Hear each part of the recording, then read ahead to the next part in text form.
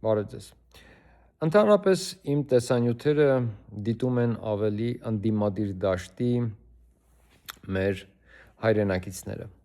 Բայց ես խնդրում եմ, եթե անգամ դուք Նիկոլ Փաշինյանի կողմնակից եք, այս տեսանյութը դիտեք, որովհետև սա շատ կարևոր է։ Ուրեմն ես մի բան եմ ուզում ձեր բոլորին հիշեցնել, որ երբ որ մենք ընտրում ենք քաղաքական գործիչների եւ նրանց տալիս ենք մանդատ, որպեսզի մեզ ներկայացնեն, այս մարդիկ պետքա ներկայացնեն մեր բոլորի շահերը, բոլորի։ Նրանք պետքա ներկայացնեն մեր պետության եւ մեր բոլոր հայրենակիցների շահերը։ Ազգային ժողովը իրար ուտելու, իրար հայհոյելու կամ իրար գզելու մի տեղ չի։ Դա մի հիմնարկություն է, մեծ բարձր ամբիոն։ Դա մի պալատ է, որտեղ այս մարդիկ, որոնք որ 4-ից 8 տարին մեկ փոփոխվում են, նրանք պետք է այնտեղ գնան, որպեսզի ներկայացնեն մեր ազգի շահերը։ Այն օրը, որ մեր ժողովուրդը կհասկանա, որ այս մարդիկ ազգի ծառաներն են, մենք իրենց ծառան չենք, իրենք են մեր ծառան, այդ օրվանից մենք կսկսենք ավելի լավ մեր պետությանը տեր կանգնել, որովհետև դեռ այնպիսի տպավորություն է, որ սրանք լորդերն են, մենք ծառաները, բայց դա այդպես չի, դա հակառակը պետք է լինի։ Ուրեմն յուրաքանչյուր քաղաքական գործիչ շատ լավ գիտի, որ երբ որ ինքը այդ բարձր ամբիոնից վերականգնում եւ սկսում է խոսել, նախ բոլոր խոսույթները պետքա նորից բխեն ազգի եւ պետության շահերից, բոլոր, անխտիր, չի կարող լինել անգամ մեկ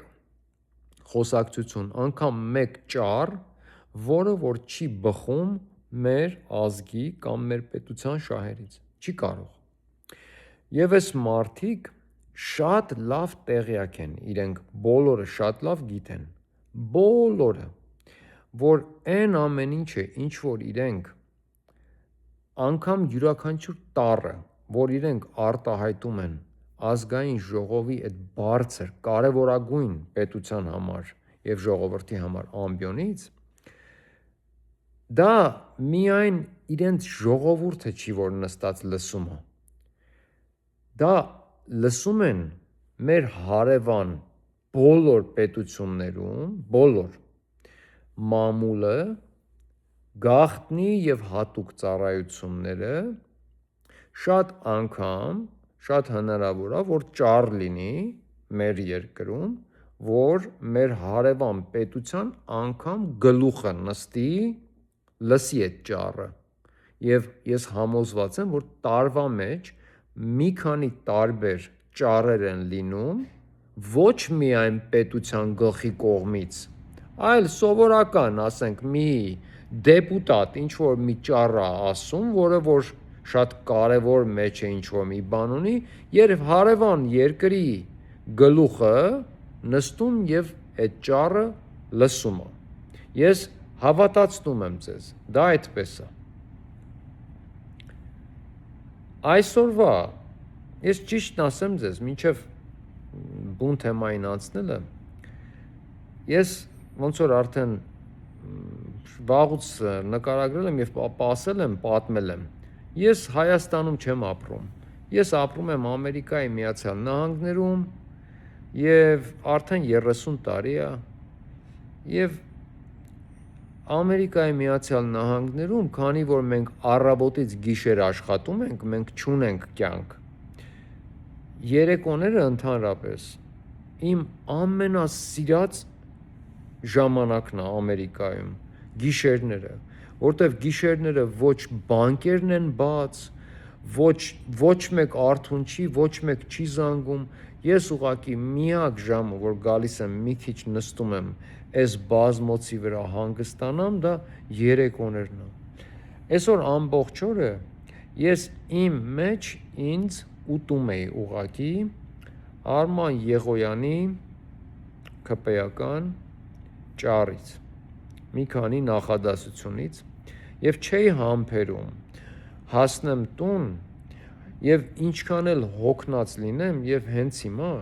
վրաս այն որ ասում են հալ չկա, վրաս հալ չկա, բայց որոշեցի նստեմ եւ այս տեսանյութը պատրաստեմ, որովհետեւ այն հիմարությունը եւ սա հիմարություն չի, սա հիմարություն է մարդու համար, որը որ իր երկրի մասին մտածում է, բայց այն ինչ որ ինքը արեց, սա հաշվարկած, սրանք բոլորը հաշվարկած քայլեր են։ Նրա այդ մի քանի նախադասությունը, որ ինքը ասեց այսօր, բարձր այդ ամբիոնից եւ նորից եմ հիշեցնում, Ռուսաստանը նստած մեր ամբողջ ազգային ժողովի նիստը ծայրից ծայր նայում են, սկզբից մինչև վերջ։ Աբխազիայում նայում են, Վրաստանում նայում են, Ադրբեջանում նայում են, Թուրքիայում նայում են, Պարսկաստանում նայում են, շատ հնարավոր է, որ մինչև Հունաստան եւ մինչև Ամերիկա նայում են։ Այն պետությունները, որոնք մեր հետ ունեն ինչ-որ համագործակցություն, նայում են։ Ես 100%-ով համոզված եմ, որ Իսրայելում էլ են նայում։ 100%-ով, ծայրից ծայր։ Եվ Արման, այդ Եղոյանը, չէ՞, տենց ազգանունը։ Այդ տղան վեկացավ եւ ասեց, որ Տաշիրը եւ Լորին եղել են վրացական ռեգիոններ, վրացական հողեր։ Եվ մի օր կարող է իրենց մոտից գա մի դեպուտատ կամ մի պաշտոնյա եւ պահանջի դա։ Սա եթե սա ձեր մոտ վրթովմունք չի առաջացրել, գիտեք ինչ աստիճանի վրթովմունք, որ դուք ուզենաք այդ տղային ուղակի բռնեք, մեջտեղից պատռեք իր մանդատի հետ միասին, որովհետև երբ որ դու նման բան ես ասում եւ դու ներկայացնում ես պետություն, թեկուզ ոչ պետության գլխի պաշտոնում, բայց դու ներկայացնում ես տվյալ իշխող ուժի կողմից կանգնած դու բարձր ամբիոնից խոսում ես եւ դու նման բան ես ասում, դու հրավիրում ես նման գաղափար քննարկելու, դու այսինքն դու ասում ես Վրաստանին, որ դու ճանաչում ես եւ դու հասկանում ես, որ դա այդպես է, որ դա եղել է իրանցը եւ դու պատրաստ ես դա քննարկելու։ Սա յուրաքանչյուր ուրիշ պետությունում, Վրաստանում թարգմանելու են հետևյալ կերպ եւ ինչ իրավունք ունի կողքի պետության, հարևան պետության ինչ որ մի պաշտոնյա գա եւ մեզանից պահանջի դա, չէ՞,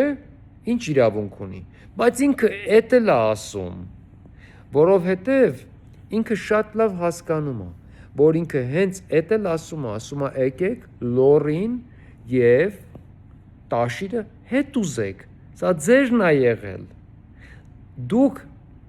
շատ մարդ, շատ հնարավոր է, որ լավ չի հասկանում դա,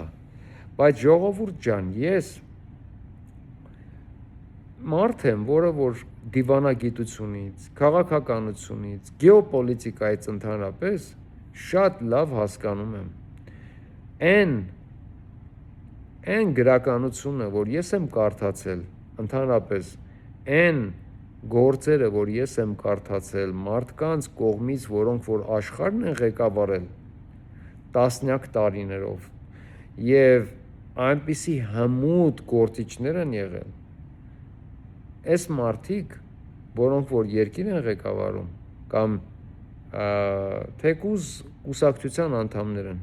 սրանցից երևի մատներիդ վրա կարող ես հաշվել քանի հոգին են, որ կարդացել են այն նույն գրքերի գոնե կեսը, որ ես եմ կարդացել։ Եվ ես շատ լավ հասկանում եմ, ինչ էր սա նշանակում։ Սա նշանակում էր, որ մեր պետության մեջ ճանաչում են այդ սկզբունքը, որ դա եղել է իրենցը, եւ քանի որ մենք հիմա պատրաստ ենք դեմարկացիայի եւ դելիմիտացիայի դեմարկացիայի, մենք պատրաստ ենք մեր իրական Հայաստանը նոր գտնելու ճակերտների մեջ, Վրաստանն է թող գա իրենը պահանջի, մենք չենք արել դեռ, մենք դեռ նոր ենք փնտրում մեր իրական Հայաստանը, եկեք ով ինչ որ ուզի, ով ինչ որ ունի ուզելու, եկեք հիմիկվանից ուզեք, տանք, որ հետո էլ ոչ մեկից ոչ մի բան չուզի, սա դա է նշանակում, եւ եթե կան մարդիկ մեր հանրապետությունում, կապ չունի ում եք ընտրել դուք, ժողովուրդ ջան, ձեր ցավը տանեմ, եթե կան մարդիկ, որոնք որ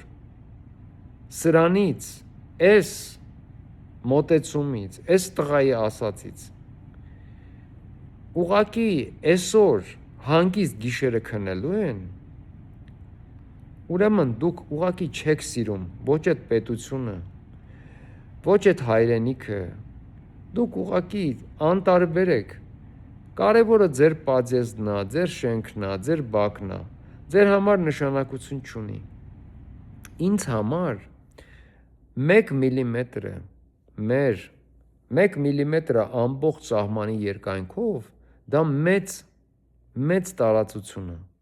երբ որ ամբողջ սահմանի երկայնքով ես վերցնում, 1 միլիմետրը, 1 սանտիմետրը շատ ավելի մեծ է, այս մարդիկ մեր լորին, կիրովականը, մեր քաղաքները, սրանք առաջարկում են վրացիքին, գան մեզանից ուզեն, հասկանում եք, երբ որ Վրաստանի, ես պատասխանեմ քեզ, Արման Եղոյան, Արման, չգիտեմ, կարծում եմ ազգանունը ճիշտ եմ ասում, դու լավ գիտես, ով որ ասեց դա, չգիտեմ ազգանունդ ինչ էր, բայց կարծեմ Եղոյան էր, հիմա ես քեզ ասեմ, տղա ջան, այդ Վրաստանի ամբողջ թագավորական ընտանիքը եղել են հայեր եւ եղել են հայև եւ շատ եղել է նաեւ հունական ծագումով Հունաստանի Անդրոնիկոս Խոմնենոս հունական ծագումով մի ընտանիք, որը որ ամենավերջին թագավորն է եղել,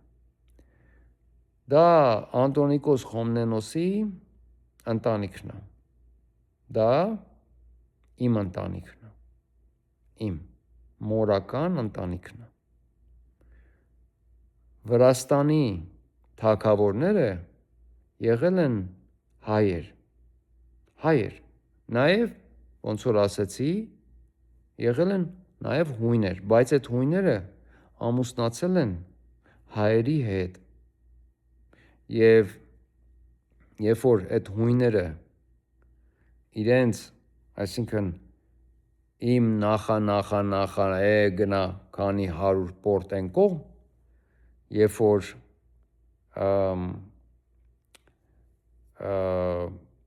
ուրեմն հռոմեական կայսրության կայսրներից մեկի Խոմնենոսի տղան, որ եկել է Վրաստան եւ Թամարի մոտ է մնացել, որովհետեւ Թամարն է նրան պահել, քանի որ նա փախուստի մեջ է եղել Հունաստանից եկել, այսինքն ոչ թե Հունաստանից, այլ հռոմեական կայսրությունից եկել է, Թամարի մոտ է մնացել, հետո ամուսնացել են սրանք հայերի հետ, Բագրատունիների հետ եւ Բագրատունիների միջոցով հետո նաեւ եկել է Անդրոնիկաշվիլիների ընտանիքը, հələ մի հատ նա է ազգանունը, եւ հետո այդ մարդիկ, որոնք որ Վրաստանում անգամ եթե դա եղել է Վրաստանինը, անգամ եթե դրանք եղել են հայկական հողեր։ Դու երբ որ անգրագետ տղա նման բան ես, ցնդաբանություն ես արտահայտում եւ իրենց ասում ես, որ եկեք հրավիրում ես, որ գան իրենց հողը հետ ուզեն, դա իրենց հողը չի, դա նաեւ դա է հայկական հող, այսինքն դա Վրաստանինը չի եղել եւ ես դա կարող եմ ապացուցել։ Ձայնդ կտրի այդ տղա, նման բան, նման բարձր ամբիոնից չեն անում նման բան։ Եթե դա եղել է, ասենք, այն կարտլի կակեցի ժամանակ, կախեցի էլի, այդ ժամանակ դա վերջին թագավորն է եղել, Գրիգորի 12-ը, եղել է վերջին թագավորը, դրանից հետո Վրաստանը արդեն դարել է Վրաստան հենց իրա անունով, Գրիգորի 12-ի, Ջորջ 12-ի անունով դարել է Ջորջա, այդ իմ պապն է, պապու պապն է,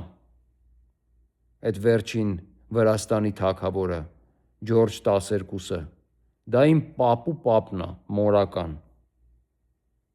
և դրանք հայեր են եղել,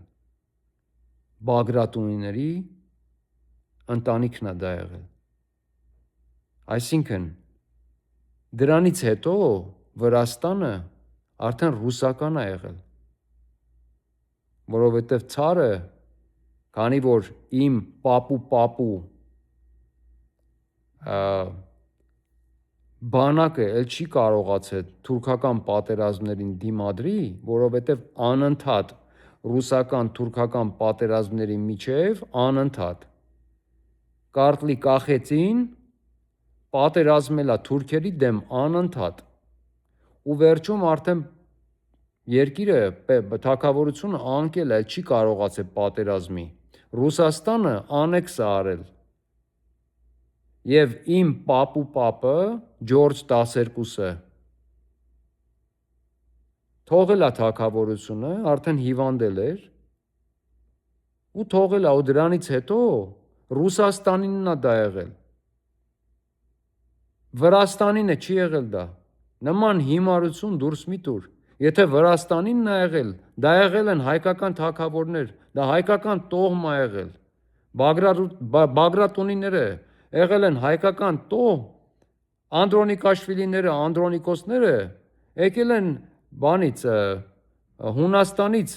ընդհանրապես հույն են եղել, բայց եկել են հռոմեական կայսրությունից, այդտեղ, դու նման բաներ մի ասա, դա ոչ մի անգամ չի եղել վրացական հող, այս մարդիկ հրավիրում են մեր երկիր հարևան պետություններից մեր երկիրը մասնատելու, եկեք տանք ինչ ուզում եք և վերջ, հիմա մի ուրիշ բան բերեմ ձեր ուշադրությանը, շատ կարևոր, ուրեմն Սոկոլովը, որը որ մեր երկրում արդեն համարյա ամեն ինչի դիրեկտորն է ինքը,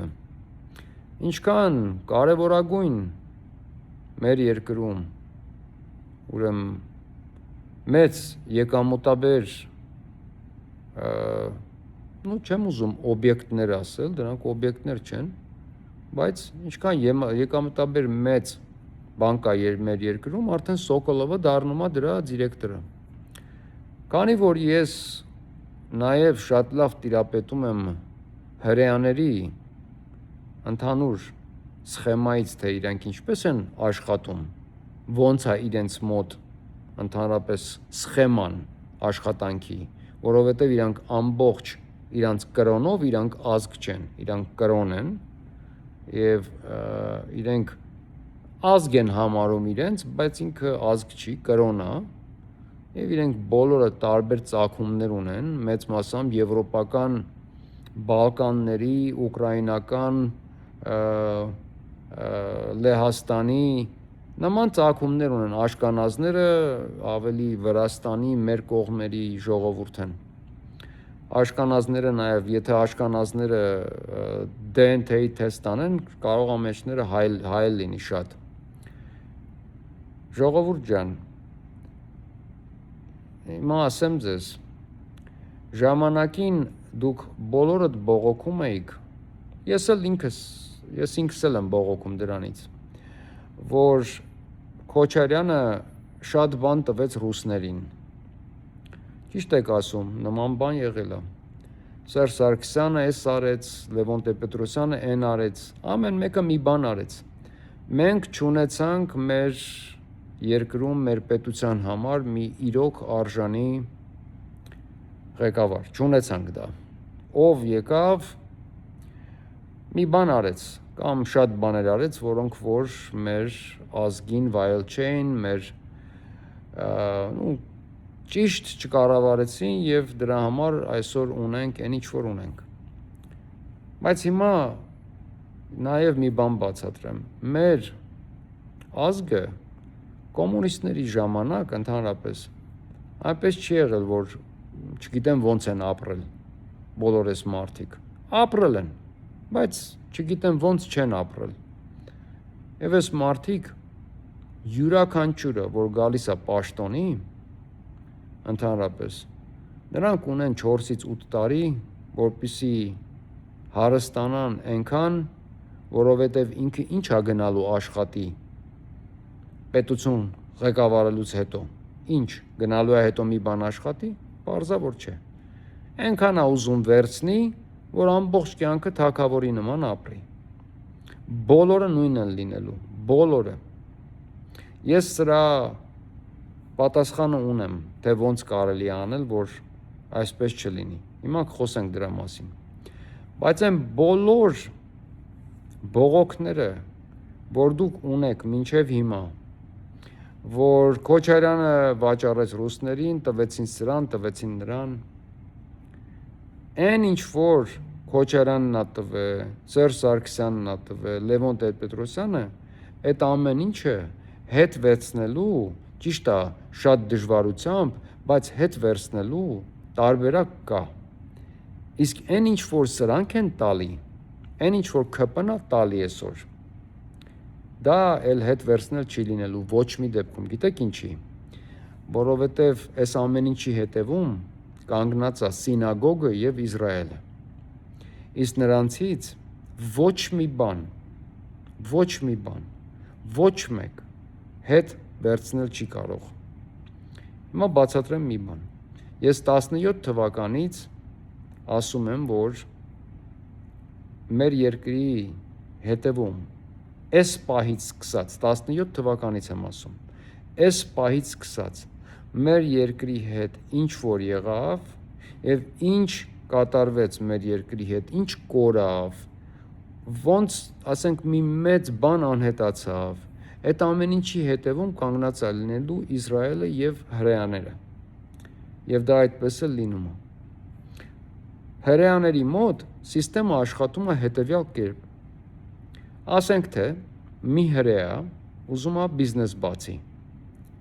Նա չունի այդ գումարները, բայց ուզում է բիզնես բացի։ Նա գնում է իր ռաբիի մոտ, ռաբին գիտեք, իրենց սինագոգի մեծն է, իրենց կաթողիկոսն է,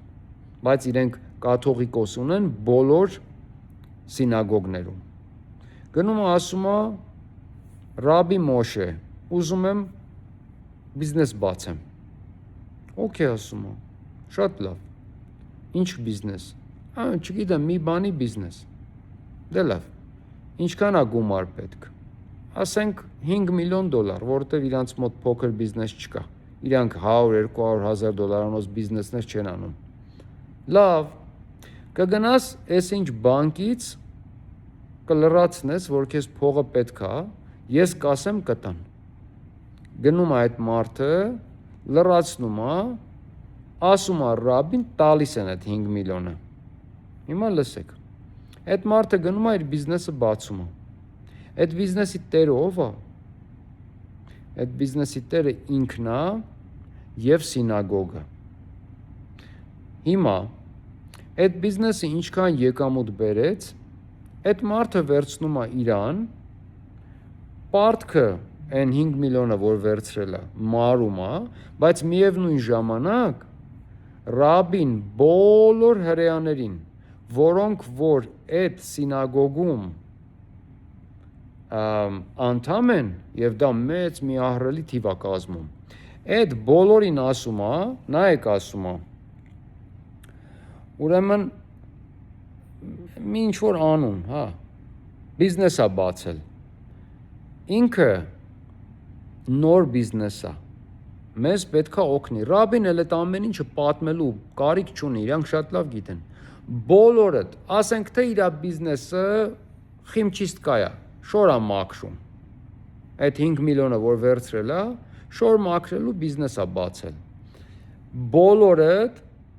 ամիսը մեկ, ճիշտ է, մենք էլի ունենք ասում է հրեաներ, որոնք խիմչիստկա ունեն,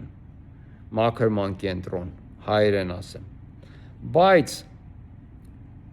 ամիսը մի անգամ էլ իրա մոտ կտանեք, հիմա այն մյուսից մի քիչ վերցնում է, որ սրան էլ տան, որ սրա մոտ էլ բիզնեսը աճի, հիմա իրանք բոլորով իրար հետ միասին պետք է օգնեն, սրանք փեթակի, մեղվի փեթակը ոնց է աշխատում, այդ ենց են աշխատում իրենք, մայր մեղուն և մնացածները, իրենք բոլորով իրար հետ օգնում են, որ այս մարդու նոր վերցրած բիզնեսը աճի, հետո երբ որ ինքը այդ 5 միլիոն դոլարը հետ է փակում բանկին, ինքը սկսում է իր բիզնեսի եկամուտից ահագին մի մաս տալ սինագոգին, որովհետև մյուս հրեան, որ եկավ բիզնես բացելու, հիմա ինքն էլ պետք է օգնի, ոնց որ իրեն են օգնել, նաև ինֆորմացիան, այն բոլոր ինֆորմացիաները, որ գալիս է իր բիզնես, իր մաքրման կենտրոն, ամեն տեսակի ինֆորմացիա, ինքը այդ բոլոր ինֆորմացիան տալիս է Ռաբին, որ Ռաբին էլ տա Իսրայելի իրենց գաղտնի ծառայությանը, կապ չունի ինչ ինֆորմացիա, կարող է ես լավ հաճախորդ եմ դարձել, մտնեմ, կանգնեմ մի քիչ ցանցար բաներ խոսամ, շատ կան այտենց մարդիկ, ուր մտնում են, կանգնում են խոսալու սովորություն ունեն, լիքը սկսում են պատմել իրենց կյանքից, այնտեղ ինչ լսում է, գնում է պատմում է, եթե դու քեզնից ինչ-որ մի բան ես ներկայացնում, այսինքն պատմողը, այդ Ռաբին պատմում է, ամբողջ ինֆորմացիան գնում է Իսրայել, այսինքն սրանք ոչ թե միայն աշխատում են, իրար օգնեն, որովհետև իրենք ունեն մոտակա գոլեր և հեռակա, տենց են անվանում, short-term goals and long-term goals, իրենք մոտակա, հեռակա իրենց գոլերին պետք է հասնեն բոլոր, իրենք ժողովրդական ասեմ, ցել են դնում մի բանի վրա ու պետք է հասնեն դրան և կամաց այդ միջոցով իրենք հասնում են, քանի որ այդ բոլոր սինագոգները, բոլոր հրեաների հետ միասին, իրանք ընդհանրապես ծառայում են Իսրայելին, բոլորը, հետո, երբ որ, քանի որ իրանք ունեն ազգային ծրագիր, այդ ազգային ծրագիրը և Իսրայելը իր վերջնական են ամենաբարձր բարձունքներին հասցնելու համար, որպեսզի Իսրայելը լինի աշխարհի տեր տիրականը, դրա համար իրենք իրենց մեջ որոշում են, որ մարդկանց ինչ աշխատանքների նշանակ են, այս Սոկոլովին, որ իրանք բերել նշանակել են, Թրամփը բերել է նշանակել է Թրամփը, դա Թրամփը չի նշանակի, ժողովուրդ ջան, Թրամփը ոչ մի բան առանց Իսրայելի չի կարող անել, չի կարող, վերջ, իրենք են բերել սա նշանակել, Իսրայելն է մեր երկրի ամեն ինչին դառնում տերտիրական, ընդերքին, մեր երկրի ամեն ինչի տերը դառնում է Իսրայելը, Երբ որ ես ասում եմ 2018 թվականին, որի համար մարդիկ ինձ հետ վիճում եւ կռվում էին, երբ որ ես ասում եմ գալու է ժամանակ, որ դուք Սաշիկին կարոտեք, ես չէի ասում նրա համար, որ դուք Սաշիկին իրոք կարոտելու եք, որտեվ Սաշիկը դա մի ժամանակահատված էր, մենք ուղղակի այդ ֆենոմենը, այդ կարճ ժամանակը բացատրում ենք Սաշիկի ժամանակով, որովհետև որոշակի ինչ-որ պրոցեսներ են տեղի ունեցել մեր երկրում, որոնք բնորոշ էին կոնկրետ Սաշիկին, Սաշիկն էր անում նման բաներ, ասենք 50-50 այդ բաները, որ պատմում են, չնայած ասեմ ձեզ, որ ինչքան որ ես լսել եմ, չեմ արդարացնում, որտեվ այս բոլոր ղեկավարները մեր պետության 4-ն էլ ինձ համար արժեք չունեն, բայց Այն, որ ասում են, որ Սաշիկը եթե քո բիզնեսի մեջ մտնում էր հետդ փայատեր, նաև օգնում էր, որ քո բիզնեսը բարձրանա եւ ծաղկի, ասում են դա ճիշտ է։ Իսկ այս վիճակում մեր պետությունում բիզնեսը սպանում են, ԿՊ-ն սպանում է բիզնեսը։ Ասեմ, ես դա կբացատրեմ հիմա ինչի։ Տեսեք, սովորական մի օրինակ բերեմ։ Նախ ասեմ, որ մինչև օրինակը բերելը, ասեմ, որ կամաց Սոկոլովը դա Իսրայելի կողմից նշանակված մարդ է։ Թրամփը հարցրել է Իսրայելին, եթե Իսրայելը գար ասեր մենք ենք նշանակում Սոկոլովին, մենք դե ասենք դուք ինչ գործ ունեք մեր երկրի հետ։ Իսրայելը միշտ վարակույրների ետևում է։ Նրանք ոչ մի անգամ ցույց չեն տալի, որ իրենք են դրա տերը, Սոկոլովի տերը իրանք են։ Սոկոլովը Իսրայելը ներկայացնող մարդ է։ Նրան տալիս են իրեն տարեկան 10-15 միլիոն դոլար աշխատավարձը, նա ներկայացնում է Իսրայելին, բայց ոչ միտեղ գրած չի, որ ինքը ներկայացնում է Իսրայելին եւ Ռոթշիլդների ընտանիքին։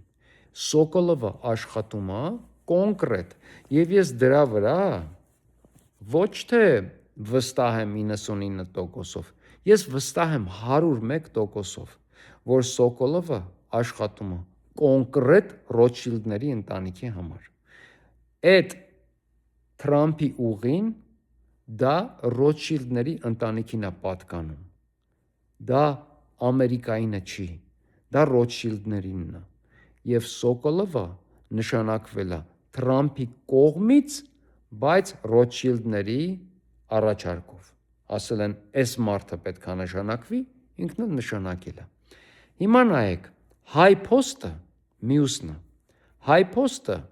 փող աշխատող, այսինքն եկամտաբեր HiPost էր։ Դա եկամտաբեր պետական հաստատություն էր։ Հիմա HiPost-ը ինչ որ պատճառով էլ եկամտաբեր չի։ Շուտով HiPost-ը կկանգնի կռախի առաջ եւ սա արհեստական ճանապարհով է արվում։ Ոնց է որ փող աշխատում էր, մարդիկ ավելի շատ են ուղարկում հիմա իրար բաներ, մարդիկ ավելի շատ են օգտվում պոչտայից Հայաստանում եւ քանի որ պոչտան գնալով զարգանում էր, ավելի են օգտվում, բայց ինչքան շատ են օգտվում, նրանք էլ ինչքան գները ավելի բարձրացնում են, Post-ը գումար է կորցնում, այն ժամանակ ավելի ցածր գներով, ավելի քիչ մարդ էր օգտագործում Post-ը, փող էր աշխատում, եկամտաբեր էր, հիմա էլ եկամտաբեր չի, ասեմ ինչի, որտեվ Post-ը դա լոգիստիկ, դա շատ կարևոր, ռազմավարական կարևորություն ունեցող օբյեկտ է, այսինքն շատ շուտով, երբ որ իրենք կկանգնեցնեն արհեստական ճանապարհներով HiPost-ը կռախի առջև, հետո Սոկոլովը կամ նման մեկը կդառնա դրա դիրեկտորը, որովհետև իրենք կասեն, որ Սոկոլովը բերեց 50 միլիոն դոլար մեջը ինվեստ արեց եւ ինքն էլ պետքա լինի դիրեկտոր։ Այսենց ժողովուրդ ջան, կամաց կբերեն մարդկանց, որոնց որ մենք էլ կյանքում մեր երկրից չենք կարող վտարել։ Այն բոլոր ռազմավարական կարևորություն ունեցող լոգիստիկ, ոչ լոգիստիկ, ընդհանրապես բոլոր այդ օբյեկտները կտան շուտով հիմնարկությունները, հաստատությունները, մեծ եւ փոքր բիզնեսները կտան հրեաների ձեռքը, այսինքն Սոկոլովներ կգան կնստեն դիրեկտորներ եւ մեր պետությունը էլ ոչ մի անգամ մերը չի լինի։ Դուք անկախության մասին եք խոսում, առավոտից գիշեր կռիվ եք անում ռուսը հանկարծ մեր երկիր չմտնի, ռուս թաթիկներդ քաշի են կողմ, ռուս ըստեղ, ռուս ընդեղ, ռուսին կարելի էր մի կերպ ռուսից ազատվել, ռուսից հնարավոր էր ազատվել, ոնց որ Սաշիկից, սրանցից հնարավոր չի լինելու։ Սաշիկը հին սովետական ստիլի անգրագետ գցող էր, հասկանում եք։ Սաշիկը հին տեսակի մարդ էր, նրա հաշվարկները այդքան երկար չէին, կորպորատիվ չէին, Բահամազներում ու տարբեր Virgin Island-ներում ու տարբեր այտենց փոքր բանկային խարդախ պետություններում հաշիվների մասին չիմացող սովետական մարդ էր կարտե ակնոցներով, փորով, որ ասենք միտեղ նստեր, այտենց մի քիչ քաշ տային իրան, գնար միտեղ այտենց սրանք դա չեն, սրանք են կորպորատիվ, են ուսում ստացած գցողներն են, որ ընենց են գցում, որ էլ հետ բերել չի լինում։ Մկից, մնացածներից, գագոից, մյուս գագոից, այդ բոլորից, եթե նրանք ինչ-որ մի բան վերցրել էին պետությունից, նրանք գնացել էին, տներ էին սարքել, նրանք ուրիշ բան չգիտեին, տուն, հին սովետական մարդը հետ էր մտածում, տուն, հետո բա ինչ անեմ, էլի տուն, մի հատ էլ տուն, ուրիշ բան չգիտի, որովհետև ուրիշ ինվեստիցիայի ձև չգիտի, ոսկի տուն, ավտոներ, տուն, դա վերջում հետ վերցնելու տարբերակ կա, այ հիմա ոնց է գնում են հետ են վերցնում, չէ, տուն են սարքել, անճաշակ, կապ չունի, հետ կարող ենք վերցնել, սրանց տարածները հետ բերել չի լինելու։ Եթե Ռուսաստանը մեր երկրում տերտիրական լիներ ինչ-որ մի բաների, Ռուսաստանը մեր հետ այդ ամեն ինչով կիսվելու էր։ Սրանք ոչ մի բանին չեն թողելու մենք մոտիկ գնանք, ոչ մի բանին, մեր պետության մեջ ոչ մի բանը մերը չի լինելու, ոչ մի անգամ էլ, այլևս մոռացեք նման բան չի լինելու։ Քանի ուշ չի, քանի սրանք այտենց հայ փոստը չեն կանգնացրել կռախի առաջ, հետո Սոկոլով բերեն, քանի մնացած բոլոր այս բաները չեն տվել մարդկանց ձեռքը, որոնցից հետո ոչ մի բան հետ չի լինելու վերցնել, պետք է այս ամեն ինչը ավարտին հասցնել եւ կանգնեցնել վնասի կեսից։ Ես ձեզ հիմա մի բան ասեմ, շատ կարևոր, որ անպայման, հետո կհիշեք, եթե հանկարծ սա չլինի, դուք հետո կհիշեք սա։ Եթե մենք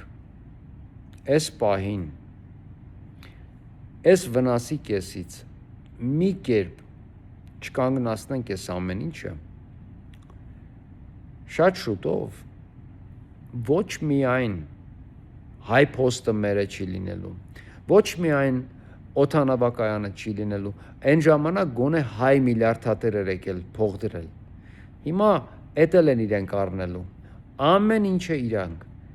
կամաց Վրաստանը էս կուզի, Ադրբեջանը այն կուզի,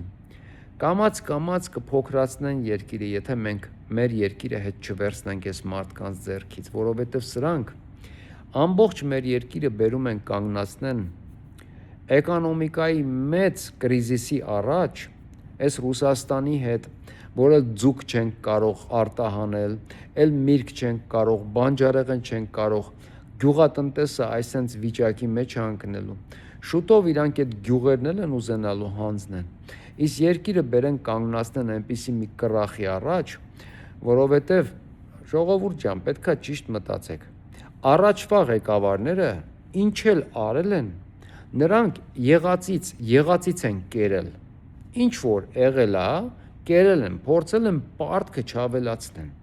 Ինչքան կերել են, նրանց կերածները համեմատած սրանցին այնքան փոքր է, ես տեսնում եմ սրանք ինչ են ուտում։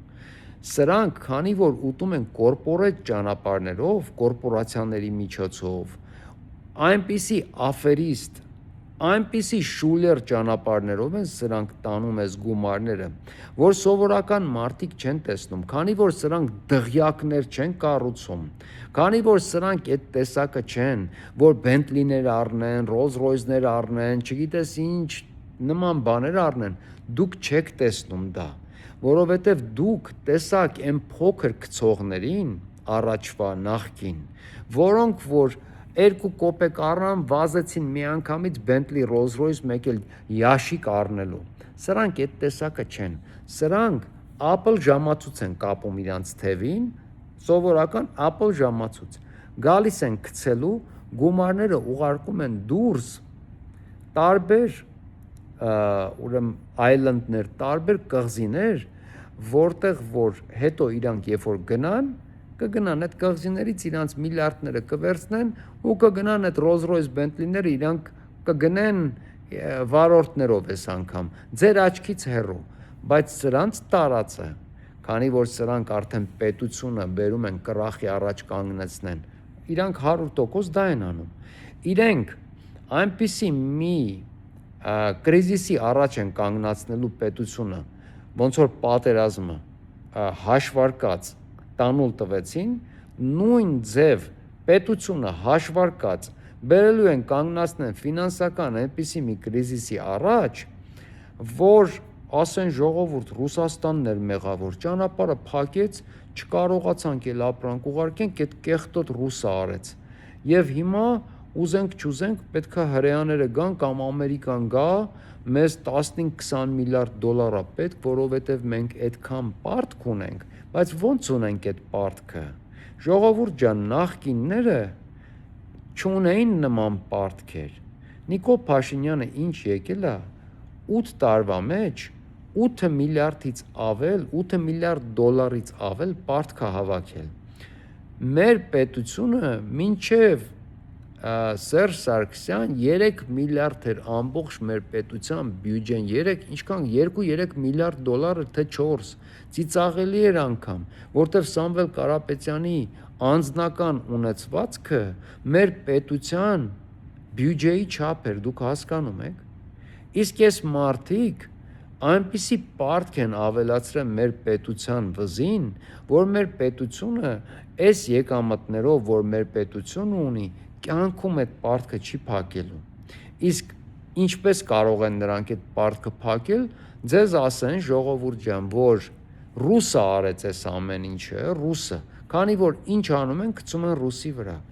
Ինչ անում են իրենք, գցում են ռուսի վրա։ Պատերազմի 4-րդ, 5-րդ օրը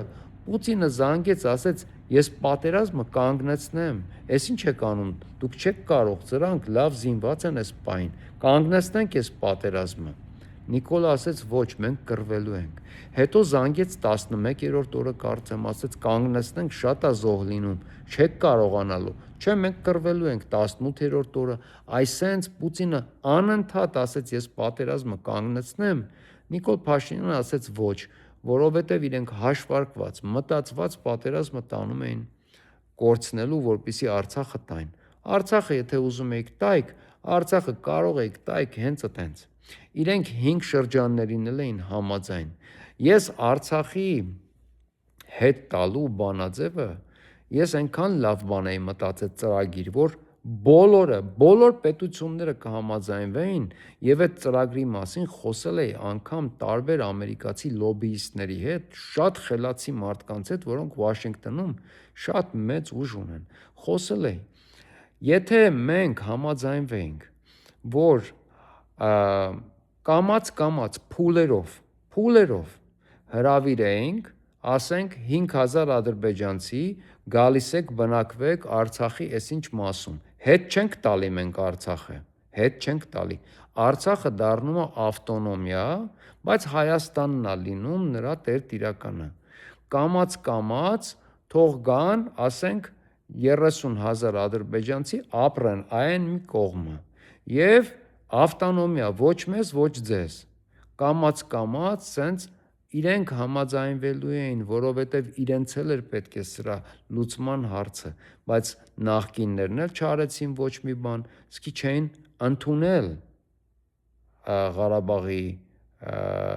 ուրեմն ավտոնոմիան, ոչ մեկ դեռ չէր ընդունել, իրենք ոչ մի բան չէին անում, այսինքն օդի մեջ կախված մնացել էր, սա էլ եկավ, կարող էր, եթե պետքա տայր, ուղակի տայր։ Ես ասում եմ, եթե սովորական անհատները ինձ նման եւ ես շատ ֆորումների տարբեր տեղեր, տարբեր խելացի մարդկանց հետ խոսել եմ, սովորական մարդիկ էին կարողանում տարբեր ճանապարհներ գտնել, որոնց որ Ադրբեջանը ուղղակի մեր մոտ սիմպոզիումներ, այսինքն բաներ եւ մարդիկ բաներ էին առաջարկում, որոնք որ համաձայնելի կլինեին բոլոր կողմերի համար եւ այս պետությունները չէին ուզում անել, որովհետեւ իրենց բոլորին ձեռ էր տալի այդ վիճակը։ Վերջում եկավ եւ փոխանակ ուղակի տար, եթե պետքա տայր, ժողովրդի հետ խոսայր, մի բան համոզեիք, չգիտեմ, մի բան ունես, մի բան, որ բոլորին ձեռք էր տալիս, ժողովուրդը ձեն չրանի, տայք, եթե տենց էր։ Մեր ջահելությանը, մեր երիտասարդությանը այդ մատխաշ սերունդին տարակ կոտորեցիք։ Հիմա էլ նույն բանը ստեղ են անում, նույն բանը։ Պետությունը բերելու են կանգնացնեն կրախի առաջ, ընդհանրապես, որ ամբողջ ազգը եկամուտ չունենա։ Դուք հասկանում եք ինչ է կատարվում։ Եթե գյուղատնտեսը ձկն արտադրողը, մյուսը կորցնի իր ամբողջ եկամուտը։ Երկրի են ամենակարևոր բիզնեսները էլ եկամուտ չունենան։ Վարսավիրը էլ մաս չի կտրելու, մեխանիկը էլ մեքենա չի սարքելու, շինարարը էլ շինարարություն չի անելու, որովհետև մեկը մյուսին պետքա չէ բիզնես տա։ Կամաց ոչ մեկի բիզնես չի տալու եւ Ամերիկայում հենց հիմա դա հենց այս պահին Ամերիկայում դա կատարվում է։ Դուք չեք պատկերացնում Ամերիկայում ֆինանսական ինչ վատ վիճակ է։ Չեք պատկերացնում ինչ վատ վիճակ է։ Բիզնեսը ուղակի կանգնած է այս երկրում։ Ես չգիտեմ, ես ինչ բնագավառի բիզնեսի տեր, ընկեր ու ծանոթ ասես ունեմ։ Բոլորի մոտ բիզնեսը, գիտեք ոնց է մահացած։ Այս 2 ամիսը ընդհանրապես ոչ մեկ փող չի աշխատում։ Արդեն մարդիկ, ես էլ իմ ընկերներն էլ արդեն պանիկայի մեջ են ընկնում, որովհետև ստեղ ծախսերը ահռելի մեծ են եւ եկամուտ չի գալի, կանգնել է։ Նույն բանը իրենք այդտեղ են անելու եւ բերեն կանգնացնեն, Ամերիկան փողը տպելու է, մի բան լինի։ Հայաստանը փող տպելու մեքենա չունի։ Իրանք կանգնեցնելու են պետությունը կրախի առաջ, հետո ասեն Ամերիկան փող կտա, բայց դա Ադրբեջանն է տալու Թուրքիան ու Իսրայելն էլ բերելու է դիրեկտոր նշանակի, այսինքն կանեն, հետո չի լինի այս պետությունից էլ ոչ մի այդ օբյեկտները կամ սուբյեկտները կամ չգիտեմ ինչերը ոչ մի բանը հետ վերցնել չի լինելու։ Նորից եմ ասում, եթե Ռուսաստանից կարող էինք հետ վերցնել, որտեվ եթե վերջին տարբերակ որպես Ռուսաստանին տանեինք եվրոպական կորտ կամ վերցնեինք, չտայինք, ասենք չենք տալի, էլ քոնը չի սա, մենք բռնագրավում ենք սա, տաներ մեզ Ռուսաստանը, ասենք թե ինչ որ եվրոպական դատարանը ամեն ինչը Ռուսաստանին չէ ասում, չէր ասելու գայինք տուն վերցնենք, բայց սրանց ամեն ինչը հայ է ասելու։ Մենք էլ մեր երկրի տերը չենք լինելու։ Ինձ հետևողները գիտեն, ես միշտ ասել եմ, միշտ ասելու եմ, ես ինչպիսի Հայաստան եմ պատկերացնում եւ հիմա բացատրեմ ինչի համար եմ դա պատկերացնում միշտ։ Ես միշտ պատկերացրել եմ եռագույն դրոշը թագավորական գերբով վրան, թագավորական սիմվոլով,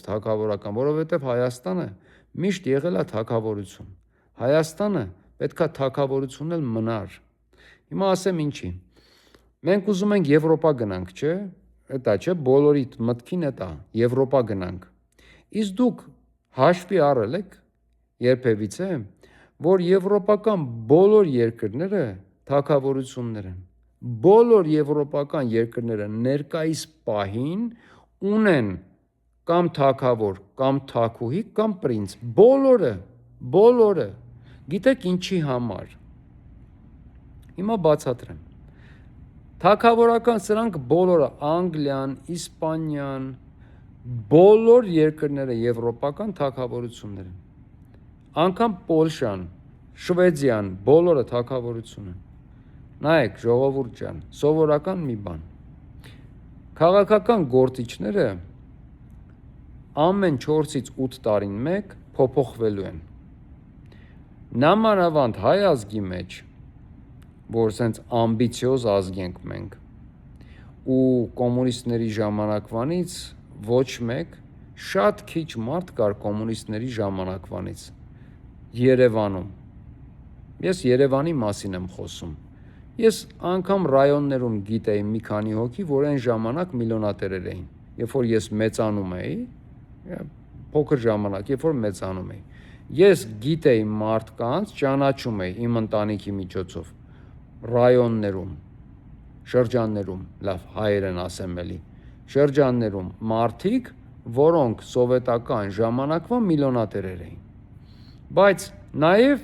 Երևանում էի ճանաչում, էլի իմ ընտանիքի միջոցով սովետական ժամանակվա միլիոնատերերի։ Այդ մարդիկ շատ քիչ էին, շատ քիչ։ Սովետական ժամանակները բոլոր մարդիկ ապրում էին շատ սովորական կյանքով, շատ։ Այս մարդկանցից, որոնք որ գալիս են եւ պետական ծառայողներ են դառնում հիմա, նրանցից շատերը մեծամասնությունը, ասենք Նիկոլը, սովետական ժամանակ ահավոր կամ չքավոր կամ այն ամենասովորական ապրող մարդիկ են եղել, սովորական սովետական մարդ։ Այս մարդիկ իրենց ամբողջ կյանքում մի գոլ են ունեցել, ֆինանսապես հարստանան վերջապես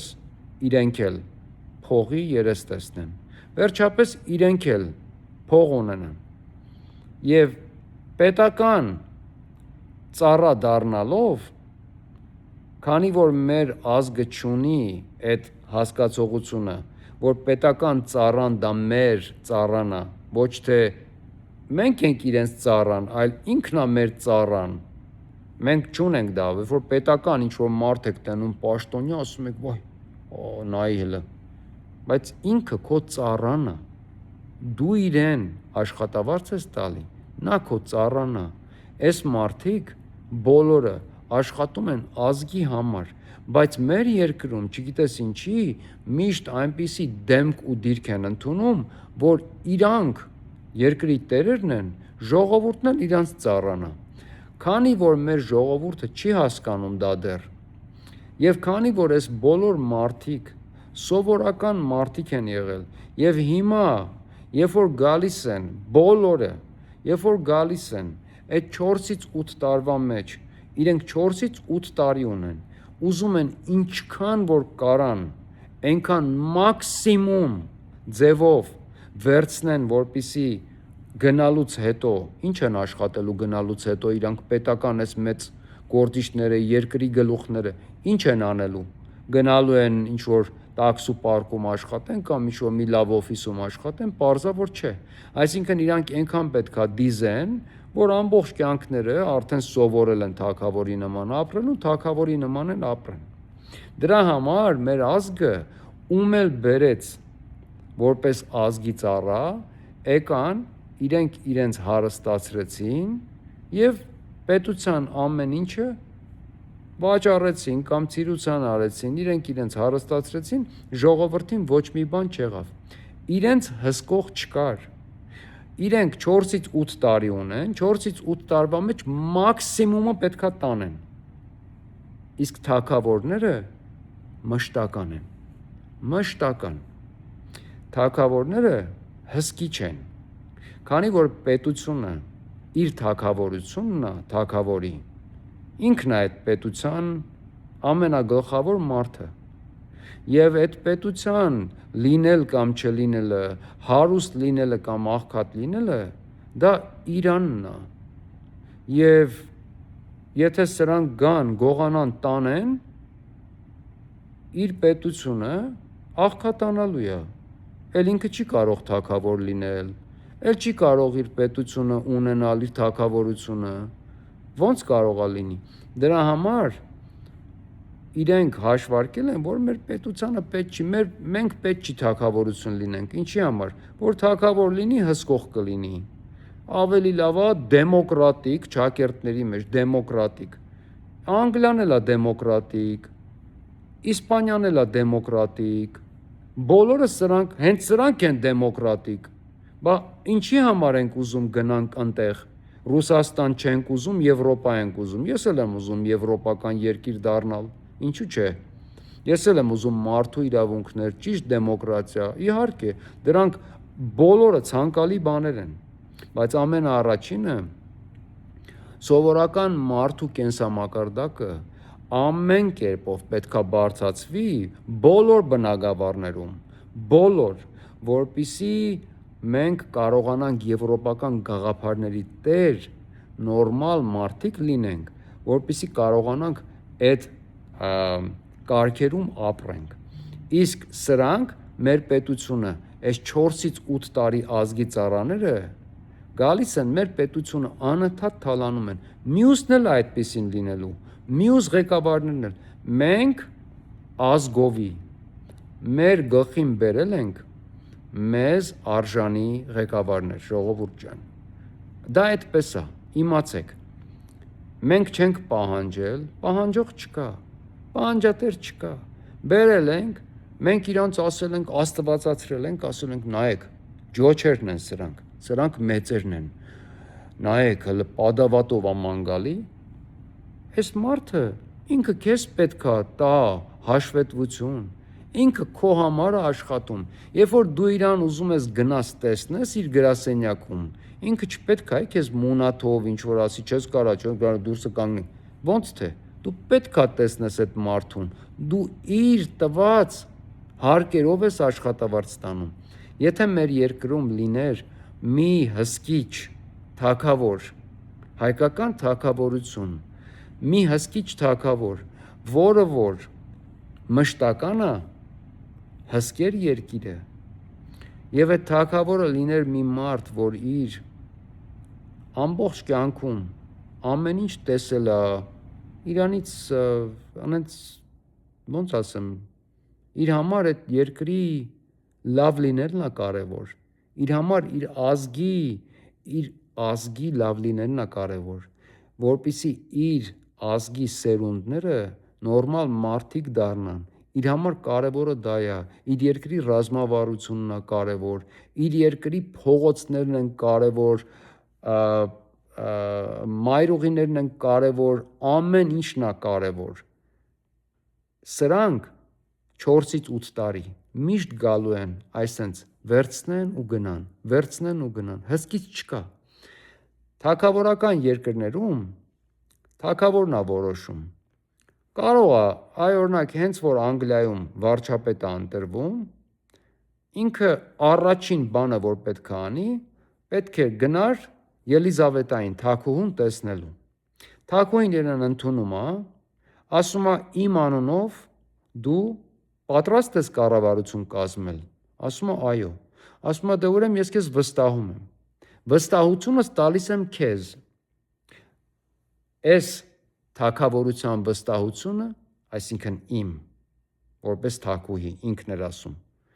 տալիս եմ քեզ, գնա կազմիր կառավարություն, ես քեզ վստահում եմ։ Հետո կբերես ցուցակը ինձ կտաս, քո կառավարության մեջ ովքեր են լինելու։ Նա գնում կազմում էր կառավարություն։ Բոլոր որոշումները պետքա նաև թագուհին որոշեր։ Բոլոր ինչ լինում էր երկրի մեջ, թագուհին կարող էր վերցնել իր հեռախոսը եւ զանգեր ասել չեք անում դա, չեք անելու եւ վերջ։ Ոնց է որ այդ թագավորական երկրներում Եվրոպայի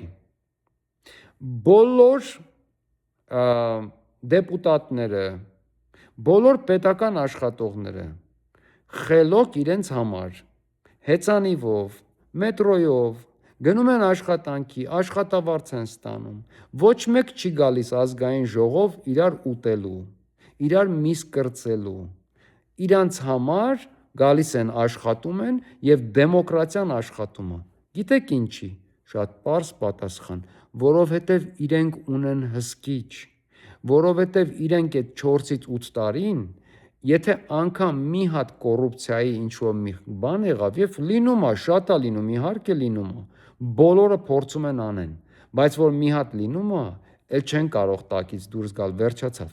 Մի անգամից թագավորը կամ թագուհին կանչում է, որովհետև թագավորի կամ թագուհու համար դա անձնական է, անձնական, ինքը մշտական է, իրանից հետո իր տղան է, իր աղջիկն է, իրենք մշտական են։ Եվ այդ դեպքում, քանի որ ասում է, «Էս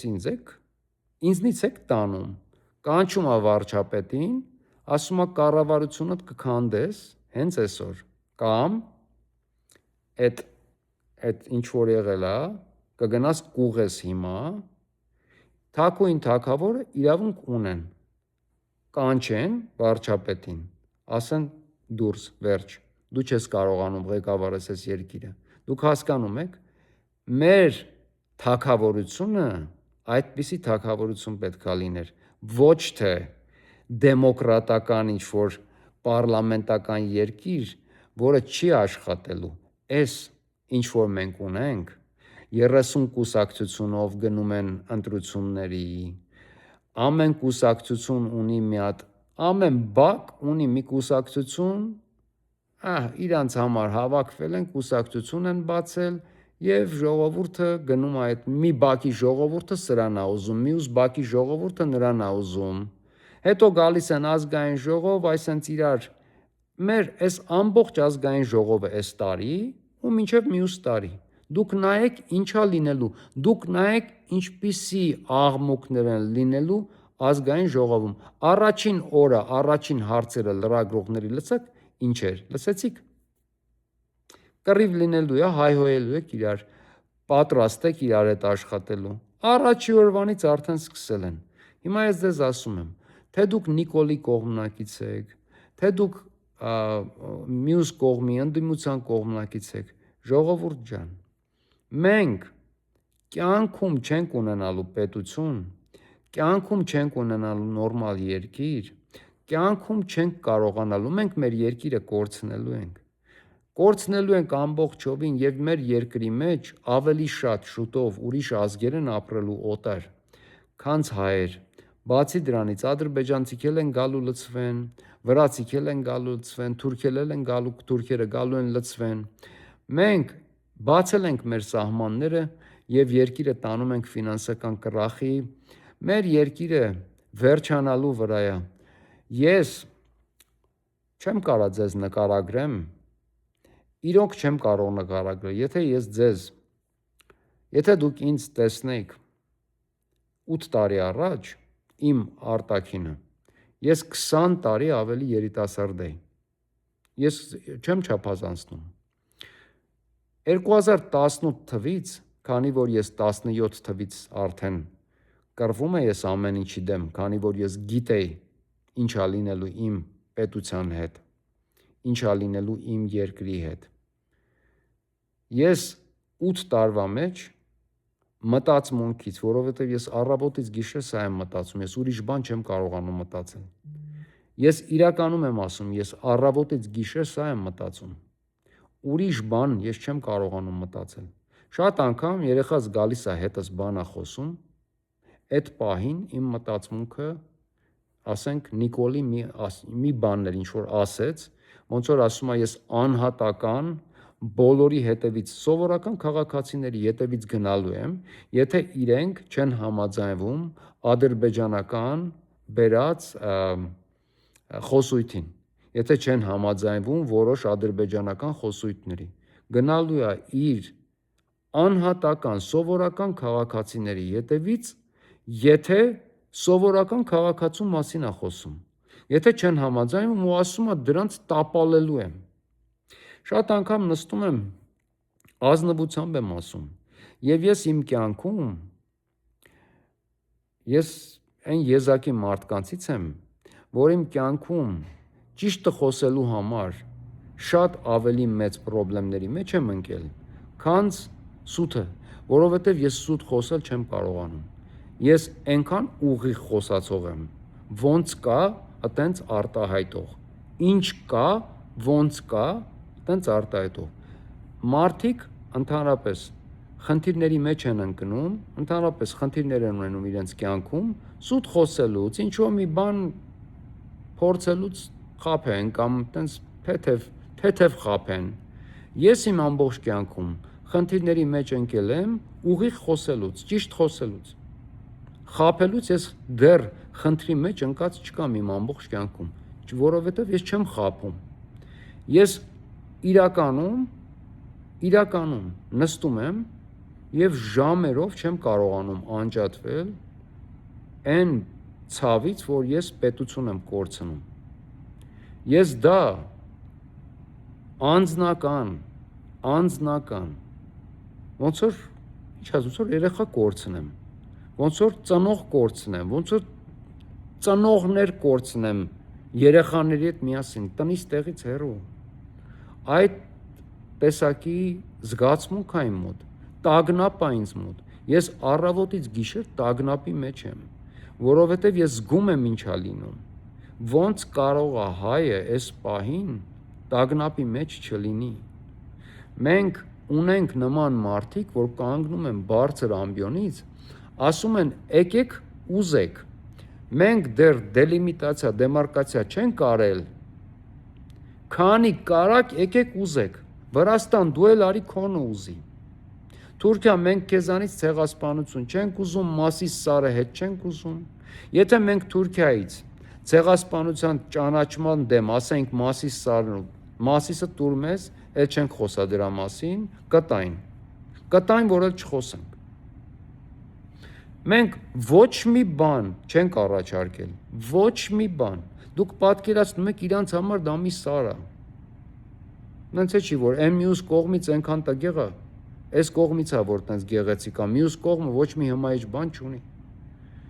Եթե մենք դրանց արդեն նրանք ընդունելու վրա էին 18 թվից առաջ, նրանք արդեն ցեղասպանությունը ընդունելու վրա էին։ Ամբողջ աշխարհը արդեն այնքան էր դրանց ասում ընդունեք։ Հազիվ տեսակ ինչ արեցին։ Գիտեին իրանք պետք է ընդունեին, արդեն տեսան չեն կարող էլ ոչ մի բան անեն, ասին լավ, վերջի մի բանն էլ փորձենք, Նիկոլին փորձեցին, ստացվեց։ Մենք եթե ասեինք լավ,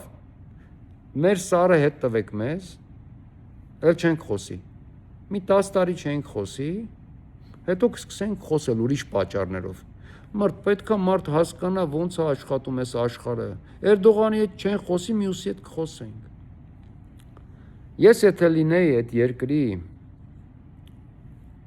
Ես լինեի այդ երկրի ղեկավարը, ես գիտեք ինչ կանեի։ Հիմա ես ձեզ ասեմ, ինչ կանեի ես։ Մի 2 տարվա մեջ ամենաշատը 2 տարի ամեն ինչ կդանդաղացնեի պետուց։ Չեմ էլ ուզում նման բաները անգամ ինտերնետով խոսել կամ սենց բաց խոսել։ Չէի ուզենա նման բաները խոսել։ Կհասկացնեմ, ինչքան կարող եմ, հասկացողները թող հասկանան։ Մի 2 տարվա ինչքան որ իմ երկրին պետք էր, ամեն ինչ, թե ամեն ինչի մասին եմ ես խոսում, ինչ է երկրին պետք եւ ազգին, փոքր ազգին մի քանի տարի ապրելու համար։ Ամեն ինչ 2 տարի կդանդաղացնեի, բոլոր պրոցեսները իմ երկրի մեջ կդանդաղացնեի ես։ Այն որ ասենք Սոկոլովները պիտի գան ինչ-որ մի բանի դիրեկտոր դառնան, այդ բոլոր պրոցեսները կդանդաղացնեի, հետ կձգեի, կխաղացնեի։ 2 տարվա մեջ կհավաքեի այն ինչ որ իմ ժողովրդին պետք էր մի 2 տարի,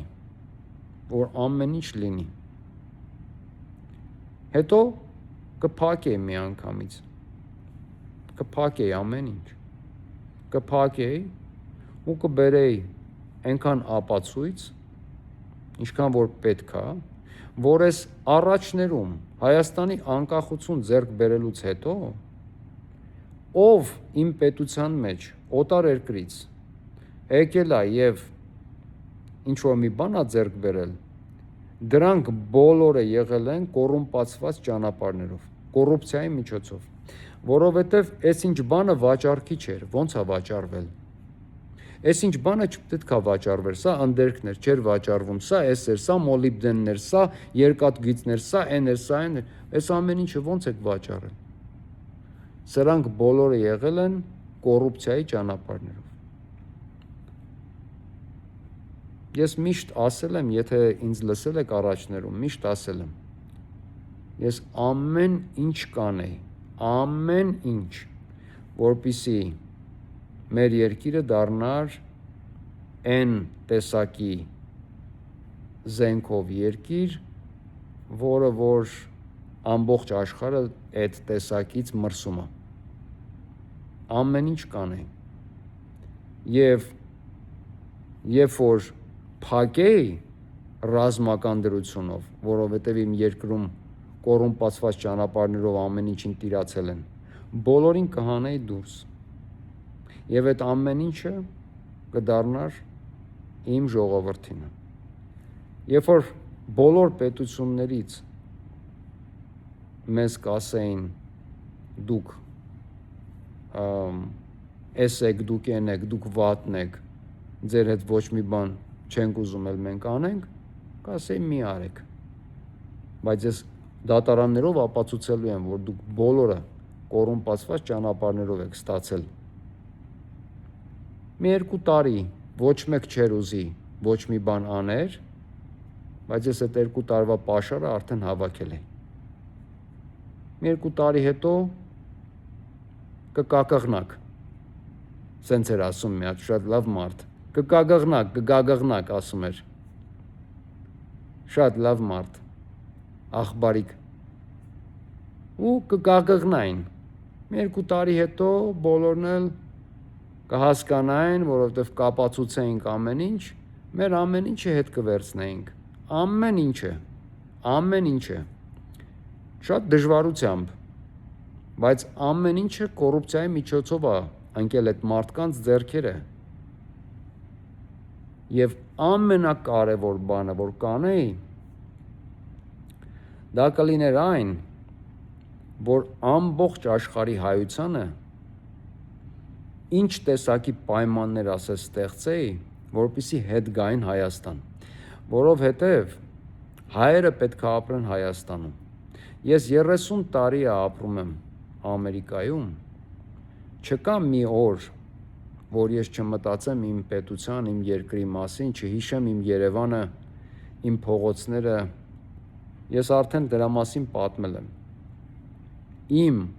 հիշողությունները ավարտվել են 98 թվից, ինչ որ եղել է մինչև 98 թիվ, էդ է իմ հիշողությունները, դրանից հետո, այս երկրում, իմ հիշողությունների մեջ ոչ մի տպավորիչ բան, բացի իմ ամուսնության օրից և իմ երեխաների ծնունդից չկա,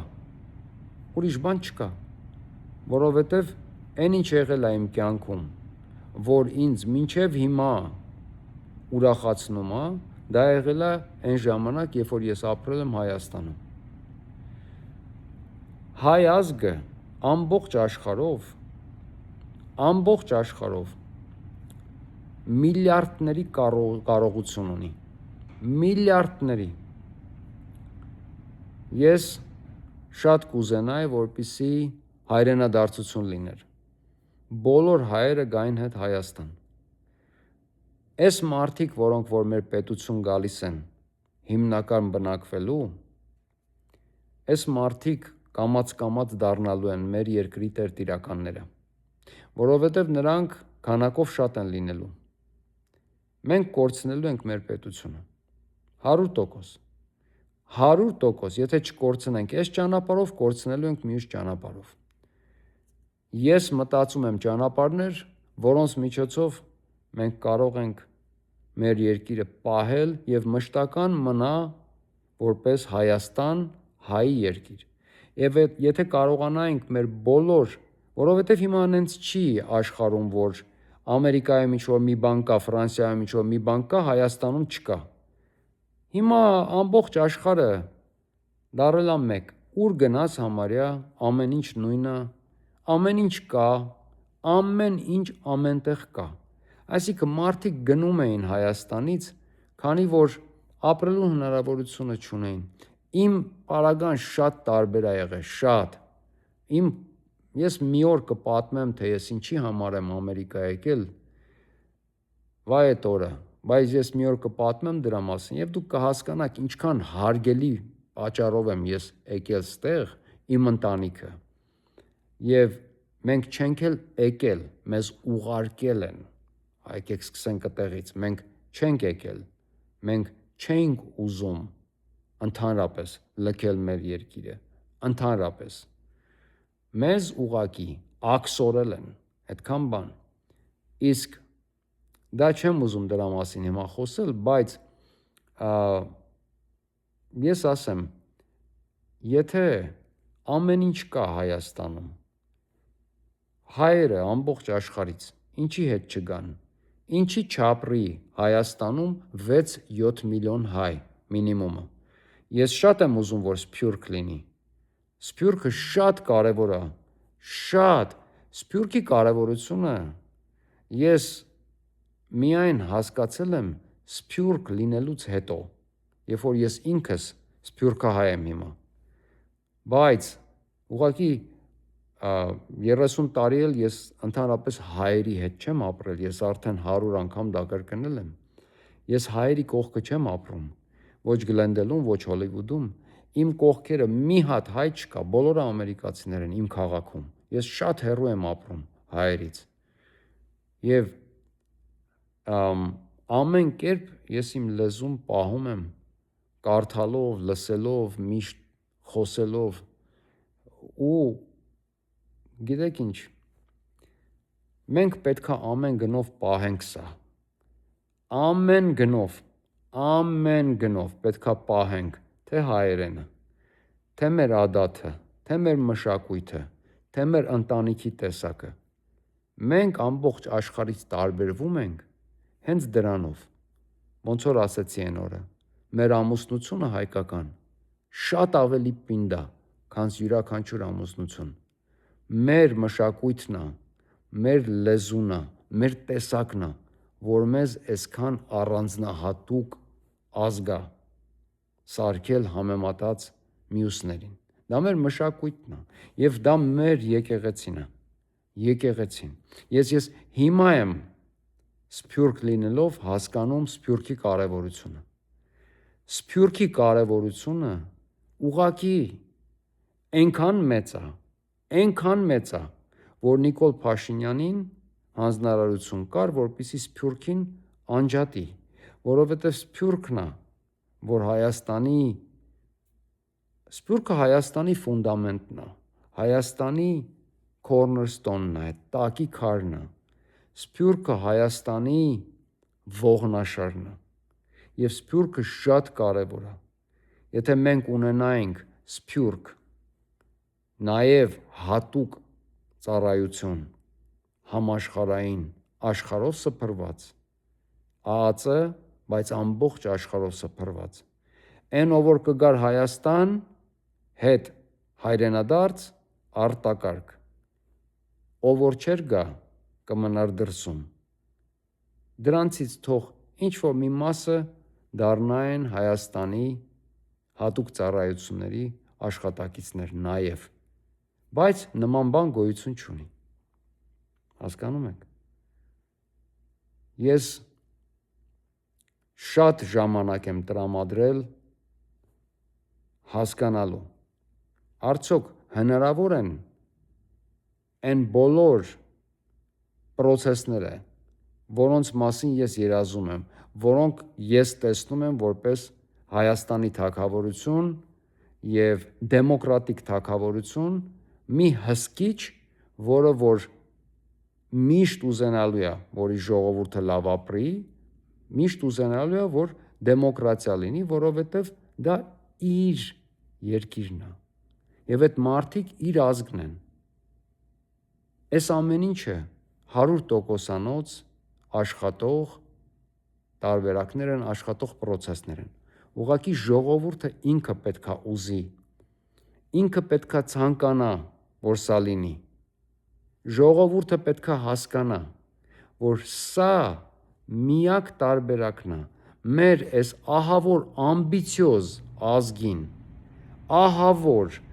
այս ռուսերեն ասեմ էլի այս բառը, այս կաշալոտներին, որ անընդհատ գալիս են, գրփում են այս ժողովրդին ու եղածը եւ գնում են, միակ տարբերակը, միակ միջոցը, որպիսի այս ամեն ինչը միշտ պահվի կոնտրոլի տակ, միշտ դա կլինի մի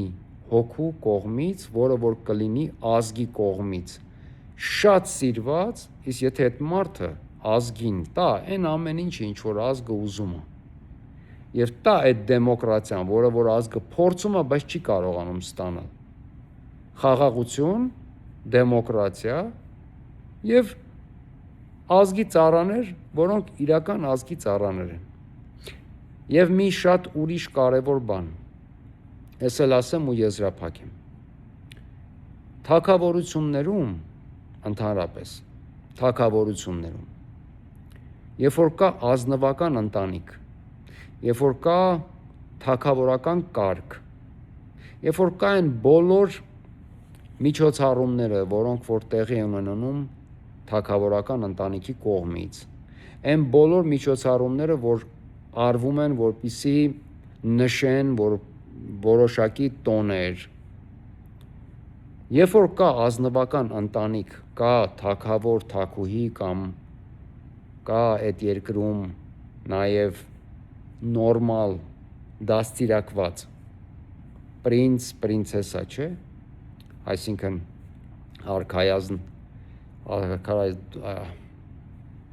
արքայադուստր,